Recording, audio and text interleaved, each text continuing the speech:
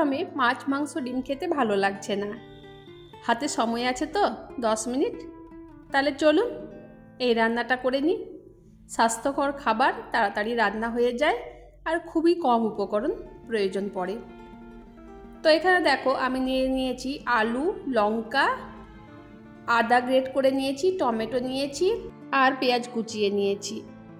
আর দেখো ঝিঙেগুলো আমি খুব ছোট ছোট করে কেটে নিয়েছি। তাহলে তোমরা নিশ্চয়ই বুঝতে পারলে এই রান্নাতে কি কি উপকরণ দরকার।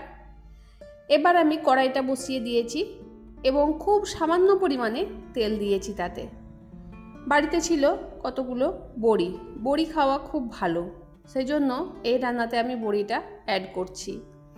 5-6টা মতো বড়ি এখানে দিয়ে দিলাম।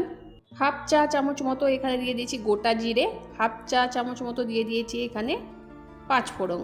এবার এই 3টে উপকরণ খুব ভালো মতো করে তেলের সাথে আমি ভেজে নেব, যাতে পুড়ে না যায় সেদিকটা কিন্তু খেয়াল রাখতে হবে।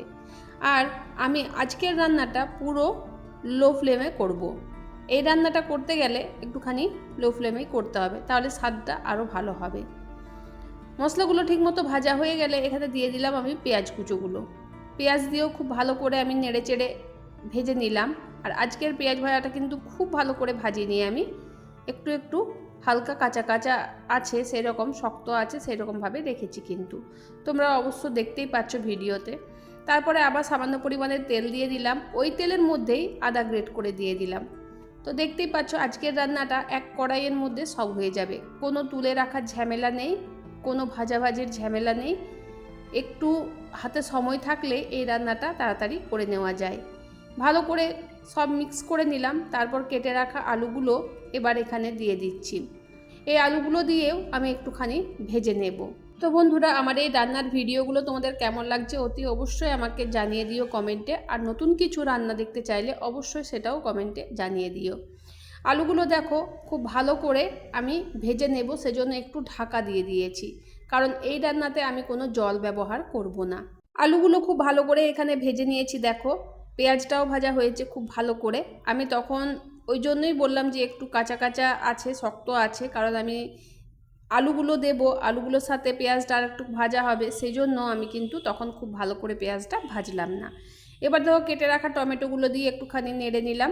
তারপরে দেখো কেটে রাখা ঝিঙেগুলো দিয়ে দিচ্ছি। তোমরা চাইলে আর একটু বড় করেও কাটতে পারো, আর আমি খুব ছোটো ছোটো করেই কেটেছি এখানে, যেহেতু আমি জলটা ব্যবহার করছি না।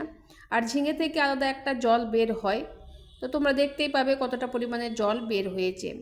তো এখানে আমি দুবারে ঝিঙেগুলো ব্যবহার করেছি, তোমরা চাইলে একবারও দিতে পারো, আমার সুবিধার জন্য আমি কিন্তু দুবারে ব্যবহার করেছি।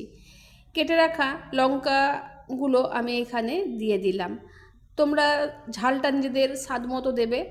আর আজকে আমি এই রান্নাতে একটুখানি বেশি পরিমাণেই ঝাল দিচ্ছি, কারণ কি বলো তো, এই রান্নাতে একটুখানি ঝাল ঝাল হলে কিন্তু খেতেও খুব ভালো লাগে। ওইদিকে সবজিটা কম আঁচে বসিয়ে দিয়েছি, আর এখানে একটা মশলা রেডি করে নিচ্ছি। দিয়ে দিলাম 1 চামচ হলুদ, 1 চামচ লবণ, হাফ চা চামচ মতো চিনি, 1 চামচ জিরের গুঁড়ো, হাফ চা চামচ মতো দিয়ে দেবো ধনের গুঁড়ো। আর এখানে আরেকটু জিনিস দেব, সেটা হচ্ছে কাশ্মীরি লঙ্কার গুঁড়ো দেব, কিন্তু খুবই সামান্য পরিমাণে 1 পিঞ্চ আমি এখানে ব্যবহার করেছি। যেহেতু আজকের রান্নাটা খুবই সাদামাটাভাবে করব, খুব বেশি রিচ করব না, সেই জন্য কিন্তু আমার এই মশলাটা তৈরি। তো দেখো জল দিয়ে একটুখানি গুলে নিলাম মশলাটা। আর এদিকে আমি ঢাকা খুলে দেখে নেব যে সবজিটা কতটা হয়েছে, কতটা পরিমাণে জল বের হয়েছে দেখো এখানে। তো এখানে আমি যে মশলাটা বানিয়ে রাখলাম সেটা এবার এখানে অ্যাড করে দিচ্ছি। মশলাটা দিয়ে খুব ভালো করে এখানে মিশিয়ে নেব নেড়ে চেড়ে। তোমরা হয়তো দেখে বুঝতে পারছো না যে সবজিটা কেমন হবে, কিন্তু বানিয়ে বাড়িতে খেয়ে দেখবে দুর্দান্ত লাগে। এইরকম স্বাদের রেসিপি আরও যদি পেতে চাও তাহলে আমার চ্যানেলটা অবশ্যই সাবস্ক্রাইব করে রেখো, পাশে থাকা বেল আইকনটি প্রেস করে রেখো, যাতে আমি যখনই ভিডিও ছাড়বো সর্বপ্রথম তোমাদের কাছে কিন্তু চলে যাবে। তো দেখো এখানে অনেকটা জল, তো জলটা আস্তে আস্তে আস্তে আস্তে ফুটতে ফুটতে জলটা একদম শুকিয়ে আসছে। তো লবণ দিলে তো জল বের হয়, আর লবণটা আমি দিয়েছি এখানে। খুব ভালো করে ঢাকা খুলে এরকম করে বারবার করে কিন্তু এখানে আমি নেড়ে নিচ্ছি, কারণ তলাতে ধরে যাওয়ার সম্ভাবনা থাকবে এই টাইমে, যেহেতু জলটা একদম শুকিয়ে আসছে।